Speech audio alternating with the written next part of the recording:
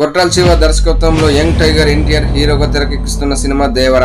Junior Sridevi Janhvi Kapoor ఈ సినిమాలో heroine. Bollywood నటుడు సైఫ్ అలీ ఖాన్ విలన్ గా నటిస్తున్నాడు. ఇప్పటికే రిలీజ్ అయిన పోస్టర్స్, గ్లిమ్స్, టీజర్స్ అభిమానులను విపరీతంగా ఆకట్టుకున్నాయి. ఇటీవల టిల్లు సినిమా ఫంక్షన్ లో కూడా అభిమానులు కాలర్ ఎగరేసుకునే తిరిగేలా దేవర సినిమా ఉంటుందన్నాడు. ఈ సినిమాపై హైప్ మరింత పెరిగింది. దసరా కానుకగా అక్టోబర్ 10న దేవర సినిమా విడుదల కానుంది. కాగా యువసుధ ఆర్ట్స్, ఎన్టీఆర్ ఆర్ట్స్ సంస్థలు సంయుక్తంగా దేవర సినిమాను నిర్మిస్తున్నాయి. ఇప్పుడు ఈ సినిమాలోకి బాలీవుడ్ బడా నిర్మాత కిరణ్ జోహార్ అడుగు పెట్టాడు. అదేంటంటే హిందీ చలనచిత్ర పరిశ్రమలో నిర్మాతగా, దర్శకుడిగా కిరణ్ జోహార్ కు మంచి క్రేజ్ ఉంది. ఆయనకు కేవలం బాలీవుడ్ లోనే కాదు, సౌత్ ఇండియాలోనూ స్నేహితులున్నారు.